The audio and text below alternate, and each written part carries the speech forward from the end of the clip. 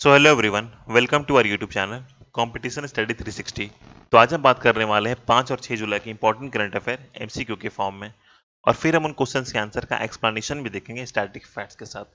तो ये video bilingual रहेगी, इसमें हिंदी और इंग्लिश दोनों लैंग्वेजेस का यूज़ किया जाएगा, जिससे कि आप लोगों को आसानी हो सके। तो वीडियो शुरू करने से पहले आप लोगों से रिक्वेस्ट है कि प्लीज़ आप इस वीडियो को लास्ट तक देखें, हमारे चैनल को सब्सक्राइब करें और इस वीडियो को लाइक एंड शेयर करें। तो चलिए शुरू करते हैं। तुम्हारा पहला क्वेश्चन है, किस राज्य सरकार ने e learning portal lead launch किया है? तो इसका आंसर है दिल्ली गवर्नमेंट ने इसे लॉन्च किया है। तो लीड की फुल फॉर्म है learning through e resource made accessible for Delhi.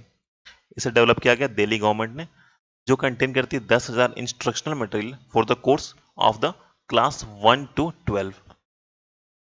फिर ऑप्शन में छत्तीसगढ़।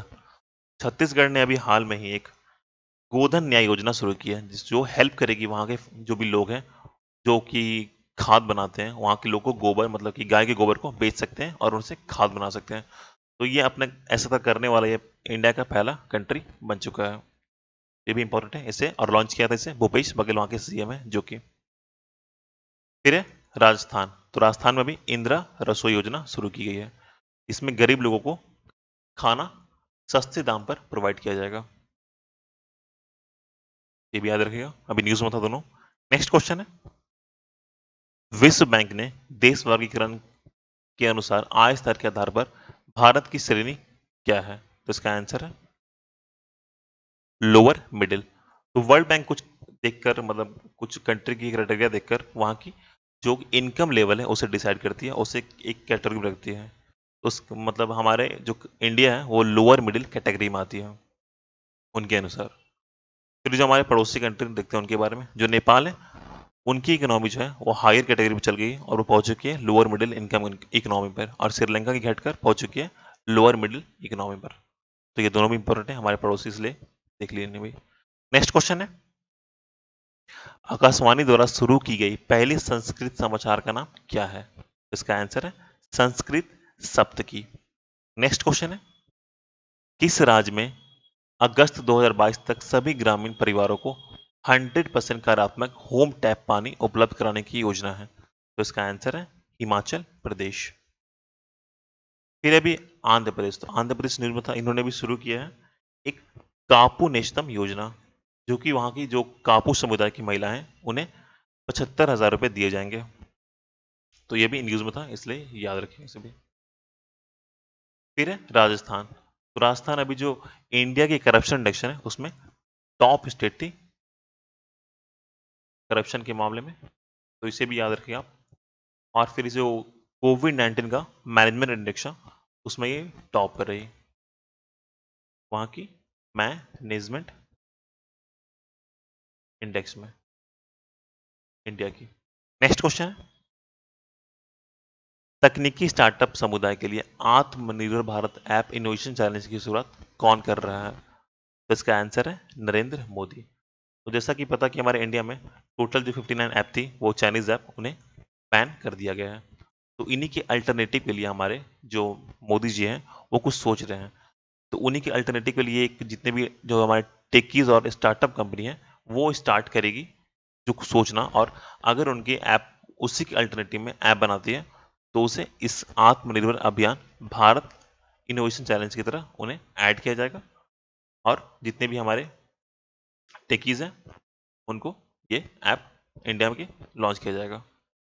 नेक्स्ट क्वेश्चन है, डीआरडीओ ने दिल्ली में सरदार वल्लभ भाई कोविड अस्पताल को कितने रिकॉर्ड समय में बनाया है? तो इसका आंसर है 12 दिन में। नेक्स्ट क्वेश्चन है, सीबीएसई के साथ कौन से social media platform partner teachers student के लिए फ्री ट्रेनिंग प्रोग्राम लॉन्च करेगी? तो इसका आंसर है फेसबुक। नेक्स्ट क्वेश्चन है, यूएनसीटीईडी के अनुसार वैश्विक पर्यटन कोविड-19 के कारण कितना पैसा खो देगा आने वाले समय में? तो इसका आंसर है 1.2 ट्रिलियन। तो हम सबको पता है कि जैसे कि इस बार जो कोरोना वायरस की वजह से जो सबसे ज़्यादा जो सेक्टर हिट हुआ है वो है टूरिज्म सेक्टर। तो इसे उभरने में टाइम लगेगा, और यूएनसीटीएडी के अनुसार ये इसे 1.2 ट्रिलियन की लॉस होगी इस साल। तो यूएनसीटीएडी की स्टैटिक फैक्ट है, उसका फुल फॉर्म है United nation conference on trade and development. इसका हेडक्वार्टर है जिनेवा स्विट्जरलैंड में और इसके हेड है मोकिशा कितियोई। तो याद रखिएगा दोनों को। नेक्स्ट क्वेश्चन है, फ्रांस के नए प्रधानमंत्री के रूप में किसे नियुक्त किया गया है? तो इसका आंसर है जेन कैस्टेक्स।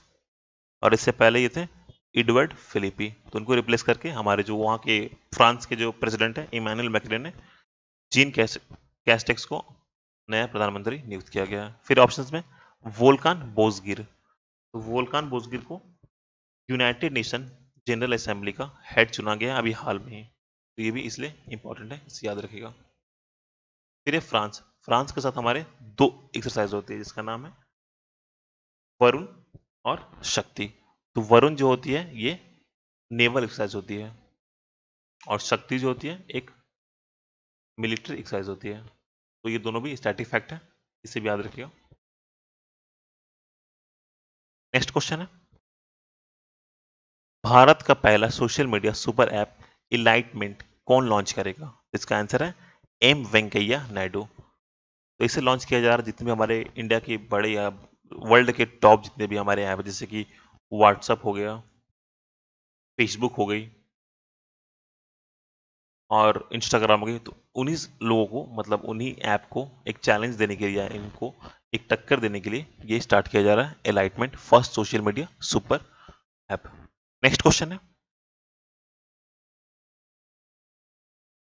एनएलसी इंडिया लिमिटेड ने सोलर और थर्मल पावर एसेट्स विकसित करने के लिए कौन सा नवरत्न कंपनी के साथ एक संयुक्त उद्यम कंपनी जेवीसी बनाने के लिए एक समझौते पर हस्ताक्षर किए हैं? तो इसका आंसर है कोल इंडिया। तो कोल इंडिया के स्टैटिक फैक्ट है, इसके सीईओ हैं अनिल कुमार झा और इसका हेडक्वार्टर है कोलकाता में। तो इसे भी याद रखिएगा। फिर है एनएचआई। एनएचआई अभी फुल्ली डिजिटलाइज होने वाला मतलब सेक्टर बन गया जो फुल्ली डिजिटलाइज हो चुका है। तो इसे भी याद रखिएगा। और एनएचआई के अभी हेड है सुखबीर सिंह संधू और इन्हें एक्सटेंशन दिया गया 6 महीने का और, इसलिए भी न्यूज़ में अभी आ रही है ये। और इसका हेडक्वार्टर है न्यू दिल्ली में। नेक्स्ट क्वेश्चन है, औद्योगिक अवसंरचना विकास के लिए किस राज्य की एजेंसी ने गैर लाभकारी संगठन UK IBC UK India business counselling के साथ समझौता ज्ञापन पर हस्ताक्षर किए हैं? तो इसका आंसर है महाराष्ट्र ने किया है।